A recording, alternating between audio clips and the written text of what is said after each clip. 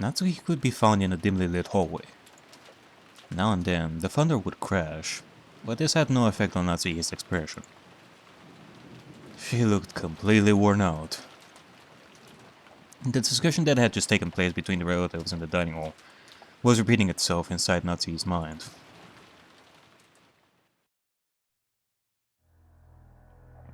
Beatrice had proclaimed that in addition to the gold, all the inheritance and property of the Ushirimiya family would be given to the person who could solve the riddle. In other words, she planned to undermine the absolute guarantee that Kraus, as the oldest brother, had to succeed the family head. Originally, the other siblings had absolutely no chance to inherit the headship. To them, this proposal by Beatrice was extremely desirable. It was obvious that they would accept it. There was no need to play some clumsy detective game. Natsuhi knew that this so-called 19th person, Beatrice, couldn't exist.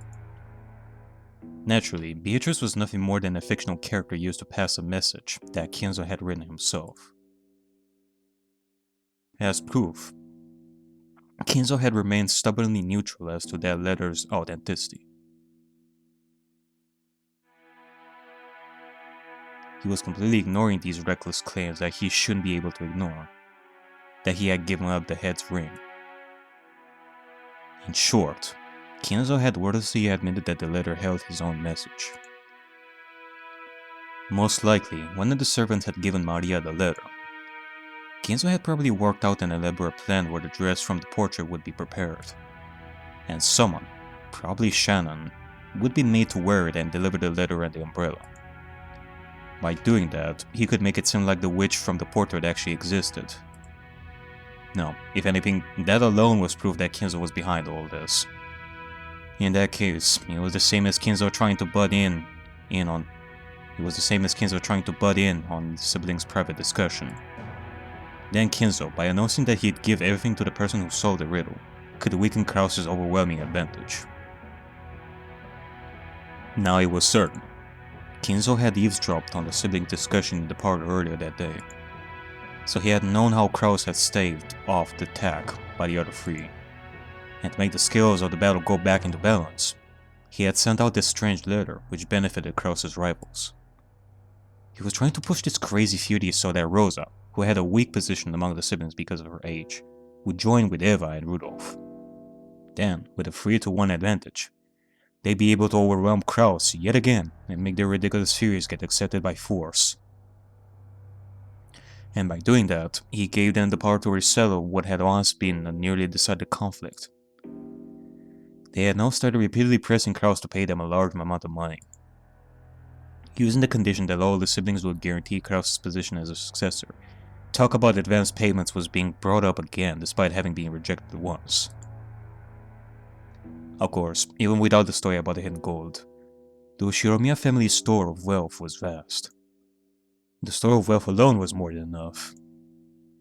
Even if the hidden gold was buried forever along with Kinzo's death, that would be more than enough to satisfy.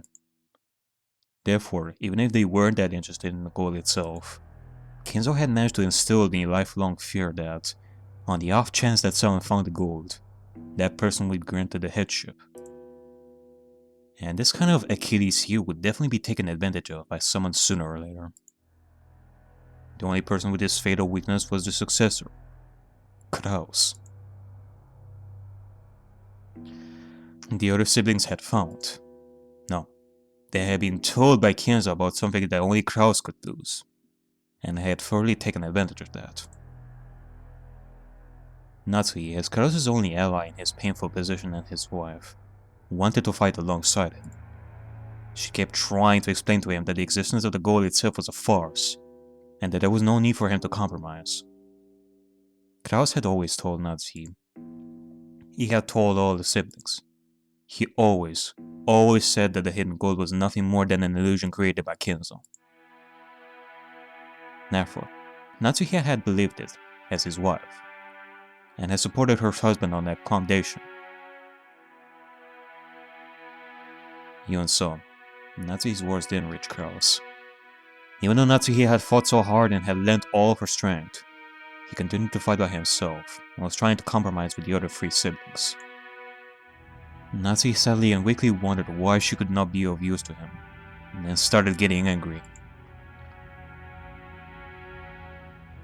It had happened when everyone decided to take a short break to cool their heads. Natsuhi had flared up against Kraus. Enraged, she had asked why she could not be useful to him. He had then told her that he wanted to talk about something, and invited her into a room that she was normally not allowed to enter. That room had been sealed with a heavy-looking padlock, and just looking at it had given her an uncomfortable feeling. "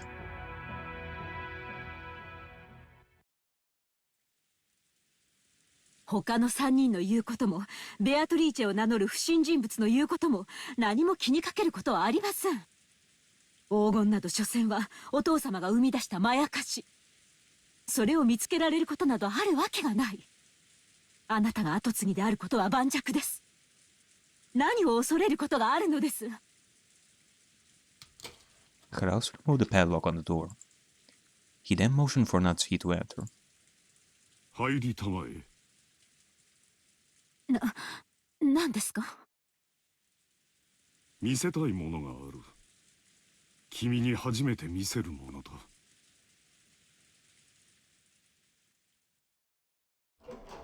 Natsuhi timidly opened the door with a dubious expression on her face. It was pitch black. She searched for a switch to turn on the lights, but since this was her first time in the room, she didn't know where it was. Kraus entered behind her, pushing her in, and when he closed the door before turning on the lights, the two were swallowed up by the darkness. Only the sound of Kraus locking the door rang out through the dark. これは何事ですか?明かりは?今つける。待ちたまえ。Just as he said, when Kraus pushed a switch on the wall, a flickering light turned on and lit up the room. それは? Natsuhi had her breath taken away. The room had no windows, and at a glance it appeared to be empty. In the middle of the room, a small round table had been set, and the lights brightened only the table, as if it were the leading part in a play. On top of the table, a red tablecloth of elaborate design had been set out, covered with dust. And on top of that, something about the size of a grown man's arm had been set down. That something took Natsuhi's breath away. 凄まじい純度を持つ黄金のインゴットだよ。こいつがなければ誰も黄金伝説を信じはしなかった。It was an ingot of solid gold. Even in the faint light, it sparkled with a noble and dignified glint. こいつはまともなインゴットじゃない。このインゴットを鋳造したのが国内なのか国外なのか、それすらも私にはわからないんだ。It took a high level of skill to make the purest of solid gold ingots. And in order to verify their purity, it was standard to have the original foundry and the name of the bank that guaranteed it imprinted on the gold. However, this ingot did not have that kind of seal. This mysterious gold bar had come from an unknown foundry. ここを見たまえ。怯えることはない。こいつはただの金塊だ。Natsuhi, following Kraus's words, timidly approached the ingot. そこだ。Kraus pointed at the surface of the ingot. Natsuhi concentrated on that section. Right there was the thin imprint of the one-winged eagle crest. Natsuhi's breath was taken away once again. そうだよ。これこそが親父がベアトリーチェに与えられたといい、保証人のマルソーの会長に任意で一つを抜き取らせて持ち帰らせ、財界のフィクサーたちを信用させたという伝説のインゴットなのだよ。方々に手を尽くして私が見つけた。他の兄弟たちより早くね。そんな。じゃあ、お父父様の黄金伝説は実在する。後宮金蔵が授けられたベアトリーチェの黄金は実在するのだよ。そんな本当にあるなんて。 Natsuhi was shocked. Kraus had always said that Kinzo's gold was just a fabrication, so she had believed it as his wife. However, the reality was different. Since he held definite proof, he had been more certain than any of the other siblings that the legend of the gold was true. Because of this, Kraus was deeply frightened at the possibility that someone other than himself would find the gold he'd failed to find, costing him everything. But to Natsuhi, this truth was more than enough to split open her heart. She had thought that as Kraus's wife, she would be his closest confidant, which was why she had selflessly supported him. And yet, he had hid this fact from her until today. Why? そこまでに私はあなたの信頼に足りないというのですか。そういうつもりはない。話す必要がなかっただけだ。あなたにとっては妻はその程度のものなのですか。落ち着きたまえ。劇場にすぐ駆られるのは君の悪い癖だ。あなたがそうさせてるんじゃないですか。私は後宮家に嫁ぎ、今日まであなたの妻として仕えてきました。あなたのために生まれた家を捨て、身も心も捧げてお仕えしてきました。その報いがこれなんですか。そんなことって。 Kraus grimaced, looking annoyed. His expression effectively communicated how much he disliked this part of Natsuhi, even if he didn't say it out loud. 私はもうあなたの力になれそうもありません。それでいい。兄弟のトラブルを私が自分の力で解決する。君の力は借りんよ。違います。これは後宮家のトラブルです。確かに私にはこの身に家紋を刻むことが許されていません。でもあなたの妻です。なのに私には力添えする資格もないのですか。あなた。君を思えばこそあえて関わらせなかったのだ。これ以上は頭痛に障るだろう。君は今夜はこれで休みたまえ。兄弟の話は兄弟でつける。君は関係ない。それだけだ。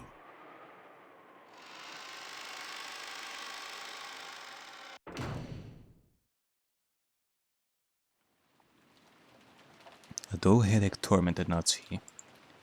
No matter what medicine she took, no matter what scents she burnt, it wouldn't heal. In fact, simply wandering alone through the dark corridors and listening to the sound of the rain seemed to be a better cure. I may be Natsuhi, but I was never Ushiromiya Natsuhi. I have been despised and treated as a part of the womb, and insulted when I couldn't even fill that role. Even so, I have tried to properly perform my duties as a wife, but now even my husband has rejected me. I've done my best raising my daughter, as if it were the last job left to me.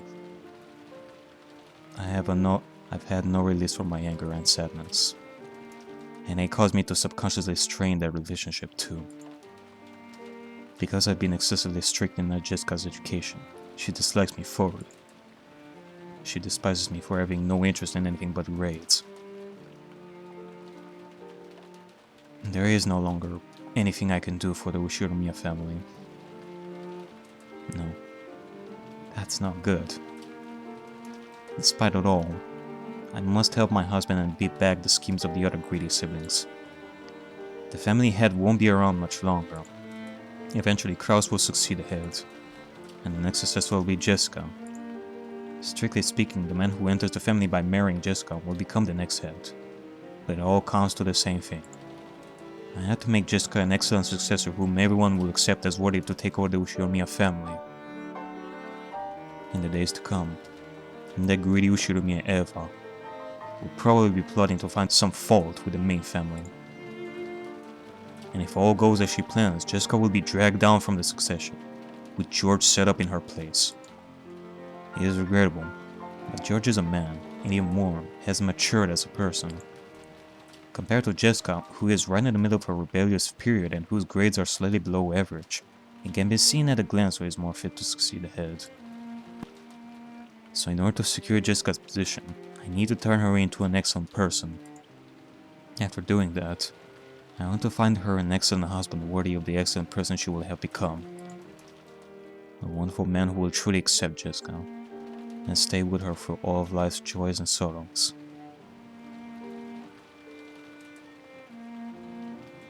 Was Natsuhi trying to entrust her daughter with fulfilling some desire of her own? Natsuhi thought back to the days when she'd had no choice but to marry into the Ushiromiya family. Because of that unavoidable fate, she had tried to block that from her memory. She had consciously forgotten it, and had actively attended to the life she'd been given as Ushiromiya Natsuhi. And in so doing, she had built up a new life. But just now, it felt like all that had been casually rejected.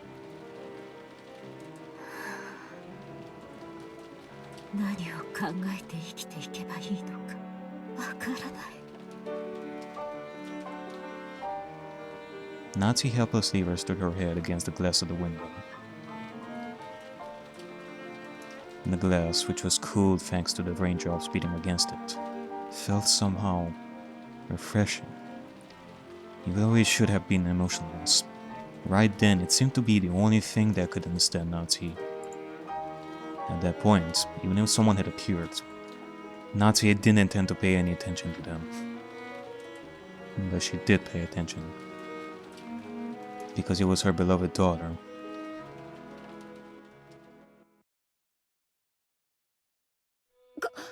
母さんか。なんだよ、こんなところに。幽霊かと思ったぜ。 Just like always, her words were rough and not at all like a girl's. Instinctively, words of rebuke rose to Natsuhi's throat. However, the strength gave out, and it didn't escape her lips. ジェシカ、ごめんね。母さんは頭痛がひどいの。そっとしといてくれる？そう。 Jessica was seeing her mother in a position of feebleness for the first time, so she was considerably disconcerted. Until just now, she'd been filled with contempt for all the parents, including her mother. But now those feelings had become completely swept away. Her mother's utterly exhausted face had wiped them all out. In its place, the words George had told her floated back up in her mind. Our parents are doing their best in their own way. And because their families are counting on them, they cannot afford to keep everything pleasant, and have a heavy responsibility to fight.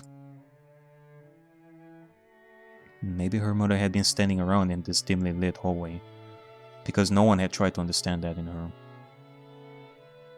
Jessica hated her mother, so she had no intention of speaking kindly to Natsuhi just because she was looking a bit frail. So when she attempted to speak kindly to her mother anyway, she had to clench her fists and gather up the words from deep in her heart.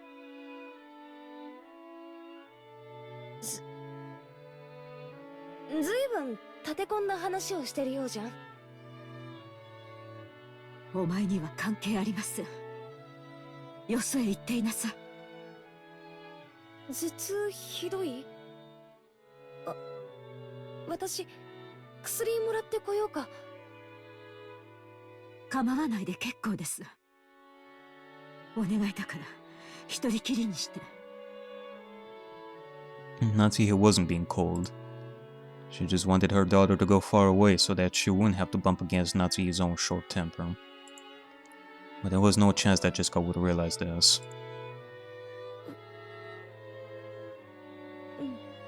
Jessica hung her head, looking sad. Seeing that expression, Natsuhi recognized the kindness that Jessica was trying to muster. She gave her head a small shake to drive away her own unkind feelings. じゃあ私行くよ。大人の邪魔にならないようにいとこたちと一緒にいるから。じゃあ。お待ちなさい。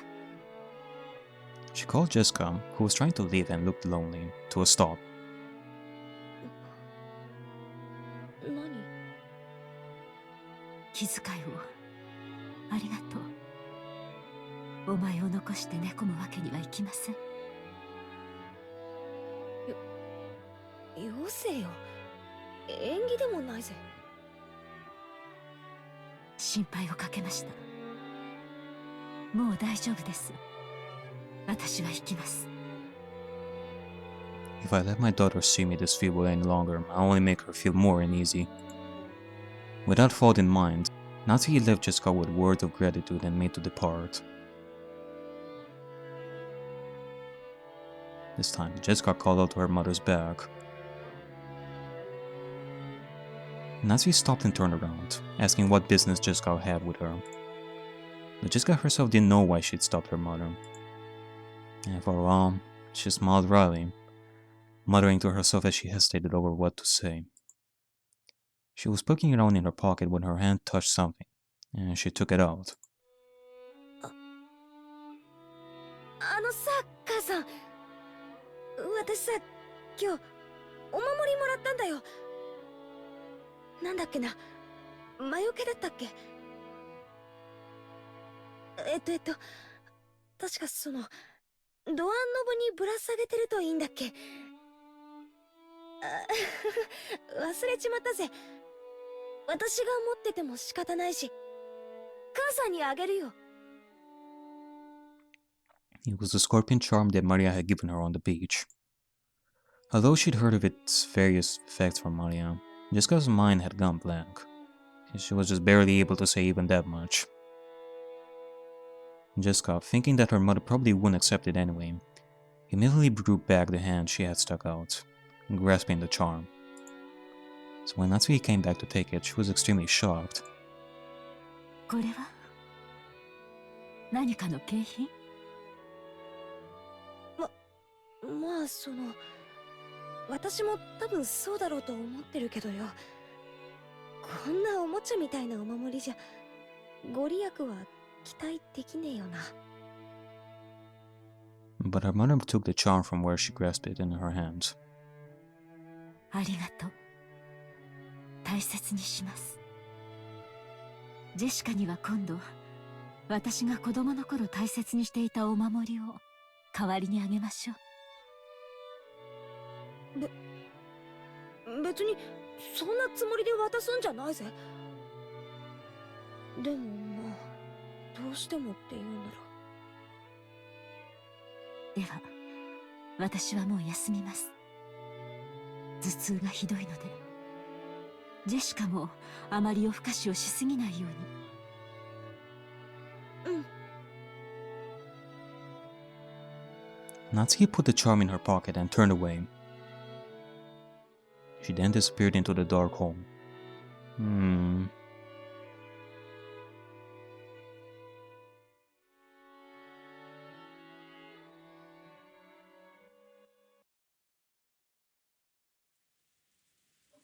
やっぱり明日も丸一日こんな天気みたいだね。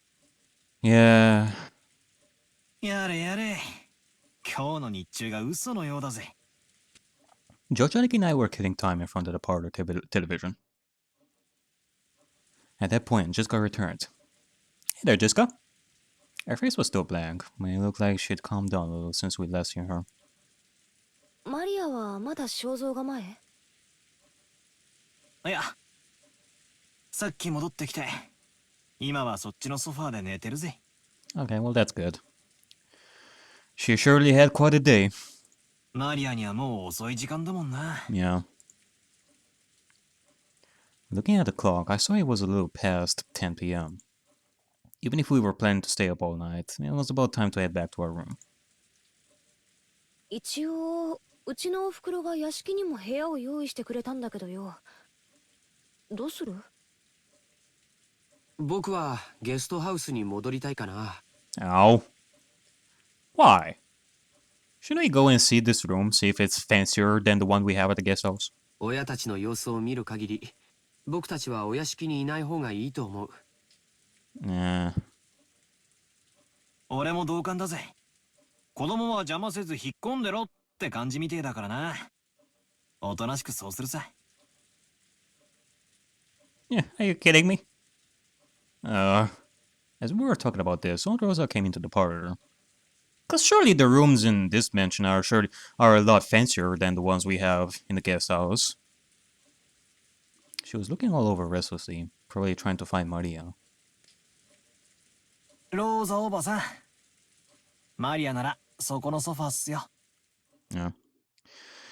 Might as well take Maria with you to your room and put her on the bed so that she sleeps there. ありがとう。すっかり眠っちゃってるわね。ベッドに移さないと。Indeed. よかったら僕がベッドまで背負っていきましょうか。ありがとう。助かるわ。ジョージ君たちはゲストハウスに戻るの？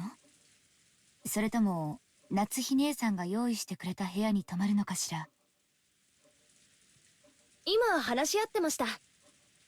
ゲストハウスへ戻ろうかって話になったところです。そう。Bunch of potty poopers. ならマリアも一緒にしてあげてもいいかしら？ You people are lame.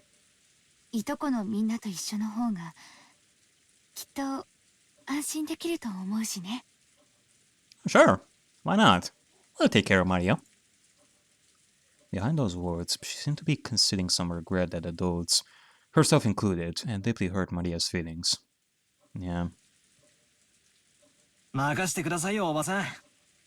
何しろこっちにゃマリアをあやすことに関してはエキスパートがいるっすからね。Yep, we have George Aniki over here, right, George? それは僕のことかい？ I mean, who else? 僕だけじゃ無理だよ。みんなでだよ。Yeah, that's true. そうだぜ。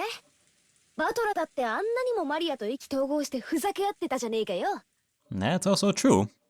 Even if there were times when Battler screwed up and made Maria really mad that he didn't believe in witches and magic.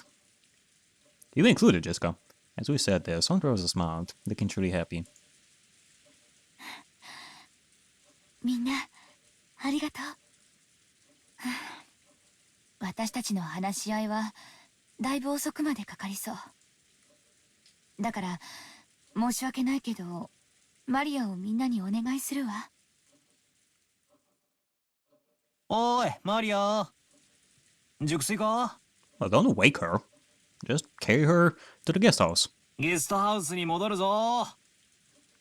Maria muttered something indistinct, rolled over and fell back asleep. It looked like she was sleeping deeply. すっかり寝込んじゃったようだぜ。起こすのは悪いな。Yeah. 僕が背負うよ。Alrighty then. Maria's body was much lighter than it looked. I lifted her up and put her on George Aniki's back. It was raining hard outside, and Anki couldn't hold an umbrella and carry Maria at the same time. It looked like Aunt Rosa would come with us as far as the guest house to help out. However, when she heard Uncle Krause's voice call out to her, she had no choice but to return. 困ったわね。 Great. もう戻らないと。皆さんゲストハウスまでお戻りですか？ Hey, Deshana. After we left the hall on the way to the entrance, the door to the servant room opened and Shan-chan stepped out. だいぶ暗くなっておりますので、私がご案内させていただきます。ちょうどよかったわ、シャノちゃん。ジョージ君がマリアをおぶっていってくれるの。傘をさしてあげてくれないかしら。はい、かしこまりました。 Shannon-chan brought umbrellas for each of us, and a flashlight to guide the way. As we opened the front door, the helper was quite terrific. Jesus Christ. Luckily, we wouldn't have any spare time to take a pleasant walk and enjoy the nighttime rose garden. Sadly, 兄貴、重くねえか？俺が背負うぜ。大丈夫だよ。マリアちゃんくらい背負えるよ。本当にありがとうね。マリアをよろしくお願い。わかりました。じゃあおやすみなさい、おばさん。それではお送りしてまいります。ええ、よろしく。Aunt Rosa watched us leave. マリア、いつもごめんね。Rosa's mumbling voice didn't reach the person in question, nor any of the kids, but disappeared beneath the sound of the rain.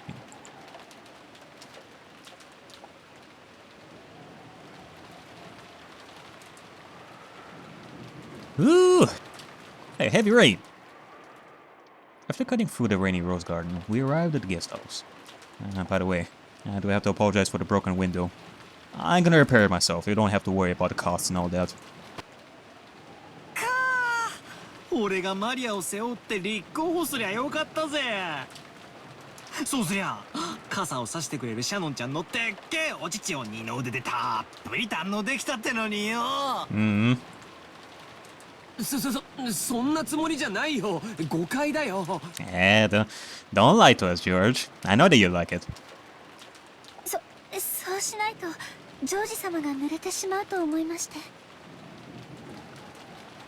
ほーら、バカなこと言ってないで入るぜ。 Yeah, come on, you two. After being urged on by Jessica, we folded up our umbrellas and went to the guest house.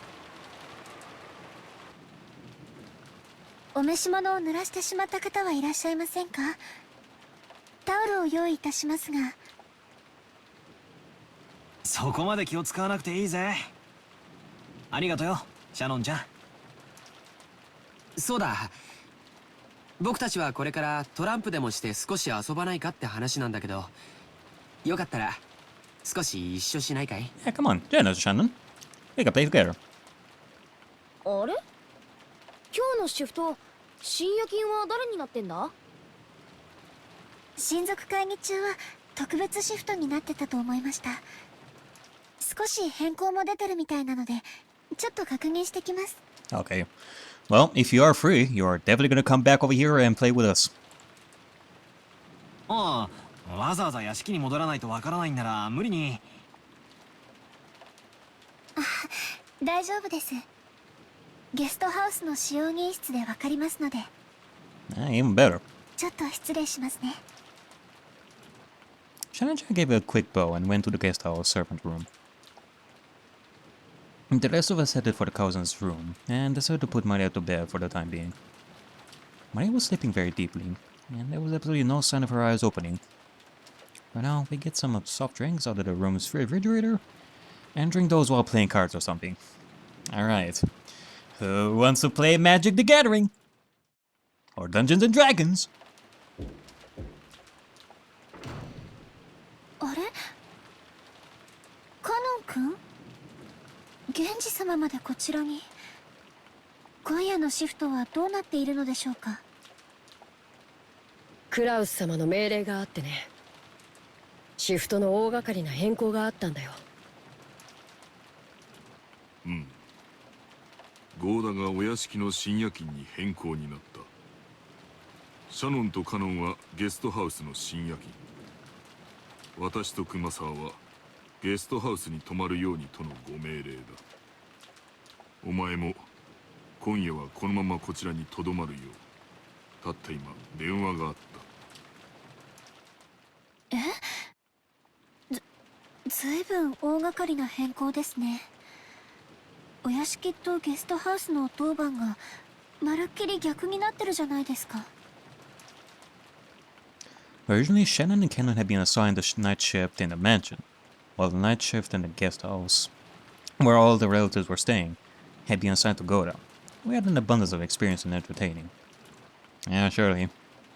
Once again, if we were to talk about somebody who would be experienced in entertaining, I would choose Kumasawa as our servant. Kumasawa should have been sleeping in the guest house, while Genji should have been sleeping in the mansion. Okay, well, I guess it makes sense. Kumasawa does need her sleep, so that the next day she's gonna be filled with the macro jokes. She's gonna have plenty of energy for that. However, it seemed that Kraus had suddenly ordered that the schedule be modified. And yeah, I guess so. The younger servants like Goda and Shannon and Cannon would be more fit for the night shift. And the shifts at the guest house and the mansion had all been reversed, and Genji was spending the night in the guest house. 多分ベアトリーチェ様の手紙のせいだろうね。I mean, you too, Genji? I mean, we do know that Genji is Kinzo's favorite servant. Hell, his favorite person. He will only trust Genji with everything.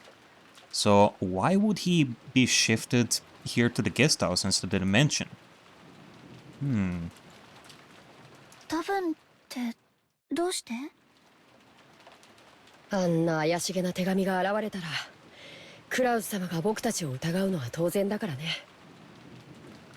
親方様直属の僕たちを極力親族会議の席から遠ざけたかったんだろうよ。Genji, Shannon, and Kanon were all permitted to wear the Ushiromiya family crest, the one wicked eagle, as the servants who served directly under Kinzo. Of course, since we're working for the Ushiromiya family, they had to obey anyone's orders. But their only boss was Kinzo. Since only Kinzo held the right to employ them, even Kraus could not have them dismissed of his own accord. Because of this, Kraus and the others often viewed these servants as Kinzo's underlings and shunned them. In fact, Kinzo seldom let anyone other than them enter his study. This sudden shift change was probably a clear expression on the sense of mistrust that it caused. Considering the time Kinzo had left to live, this would definitely be the last family conference before the problem with the inheritance came up. On top of that, the mysterious letter that claimed to be from Beatrice had dropped in out of the blue. Kraus definitely wanted to keep Kinzo's loyal subjects away from the table of such a delicate and important discussion. ではすまんが、私は向こうでくつろがせてもらう。もし何かあったらすぐに呼ぶように。今夜のお客様は特別だ。はい、かしこまりました。源氏様。Genji nodded back, went behind the screen, took off his jacket, and slowly began to relax after a day's worth of tension. 今お戻りになられたのはお子様方？親族の方々はお屋敷で会議を。だいぶ長引きそうな雰囲気だったかな。なら気楽だね。これ以上の深夜になって、しかもこの天気。多分親族の皆さんはお屋敷の方のお部屋にお泊まりさ。多分ね。源氏様がいないから言うけど、ゲストハウス行きになってちょっと嬉しかったかな。ふん。どうしてだい？意地悪な奥様やエヴァ様から離れられたから？それとも別の理由があるのかい？別の理由なんかありません。そっか。なら二人で深夜勤を頑張ろう。よろしく、姉さん。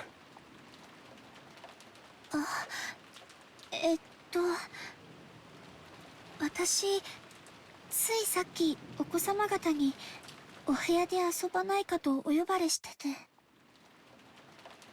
Shannon hung her head apologetically, gazing at Kanon uncertainly.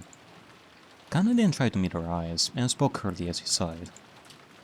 It looked like he didn't plan on indulging his sister. ダメだよ。深夜勤を仰せつかってる。それに僕たち家具には遊びのお誘いは必要ない。わかるね。そんなことわかってます。All this talk about them being furnitures, being tools.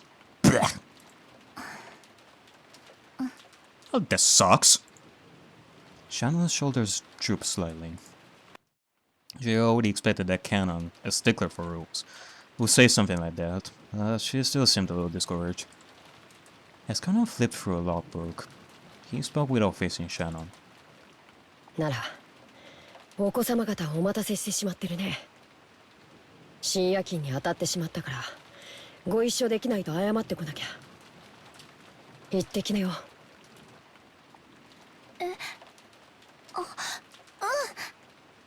私、謝ってくるね。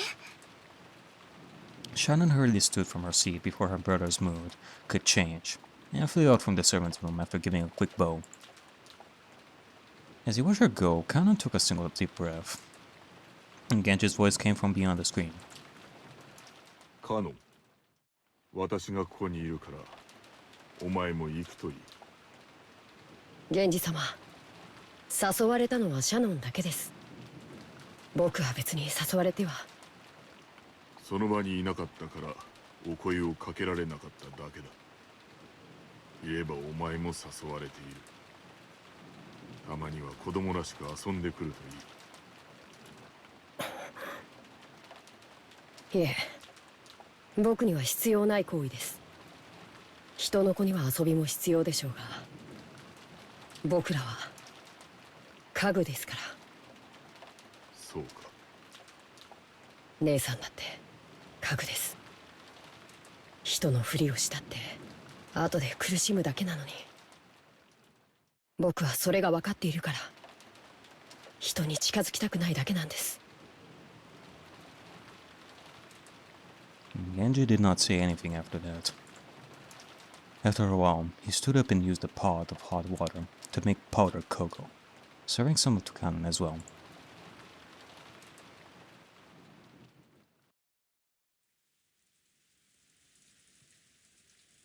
そりゃ本当かよ。NANI?そりゃ知らなかったぜ。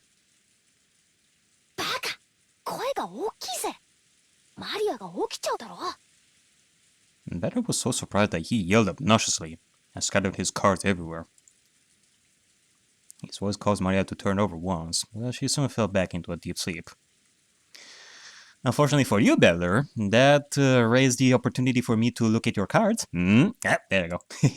Just got gave him a jab. He lowered his voice. あ、いや、しかし言われてみれば確かにそれっぽい雰囲気はあったんだよな。なるほどな。ジョージの兄貴がな。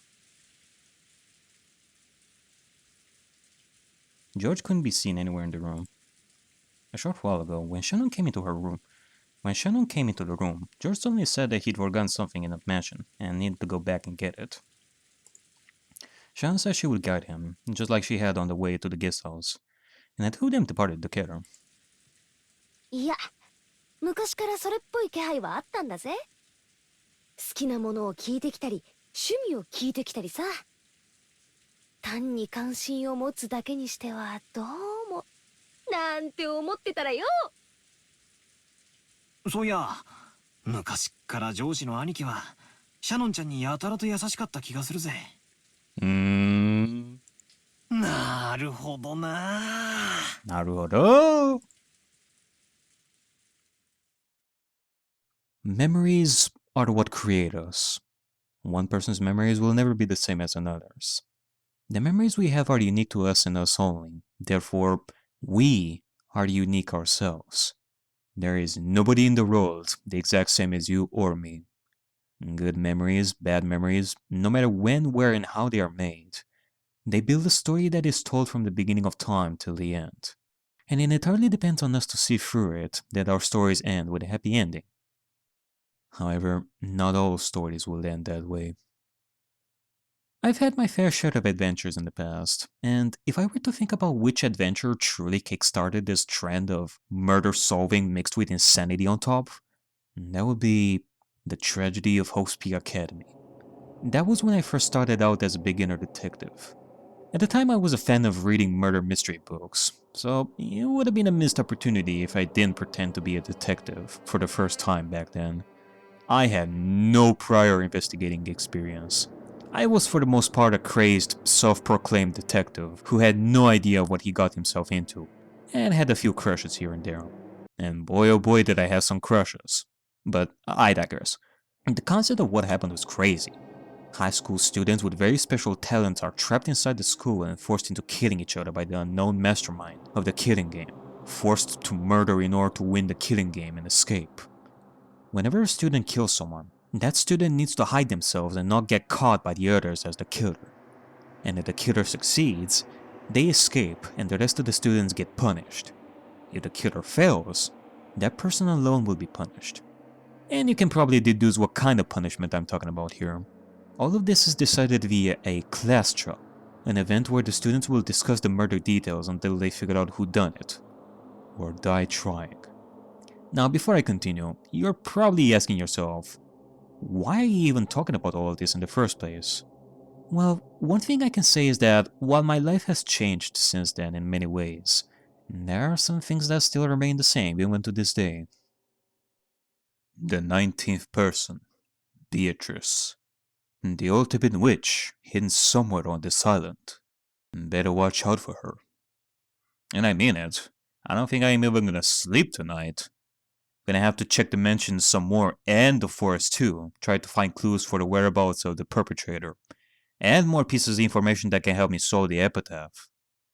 And on top of all that, I have Rudolph to worry about. Gotta keep an eye on him too. Lots of things to do. And well, with that being said, let me search for an umbrella and go outside. There you go.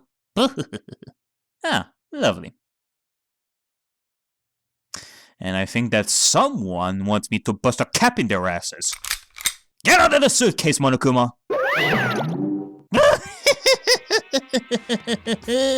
You thought that you were gonna go on a vacation without me? Oh, hell no, you're not gonna be a part of this. Come here! What the hell is even happening here? All these humans gathered up on a remote island. All this magic talk and soap opera mom and daughter conflict. And no one has died yet. Where's the murder? Where's the despair? If this were my killing game, we already have 3 deaths and 2 class trials. And fan service. Lots and lots of fan service. Why are you even here, Monokuma? This is not gonna be a killing game, you know. No more killing games. Should it be, I don't know, flipping burgers or something? Well, excuse me!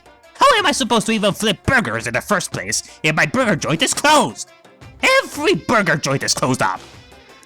Closed? Why? Because someone decided to start spreading a virus around the road. And now people are being forced into doing the social distancing crap and stay home. I don't know what to do anymore. Wait a minute, a virus? Someone started spreading a virus around the world? Who? You know.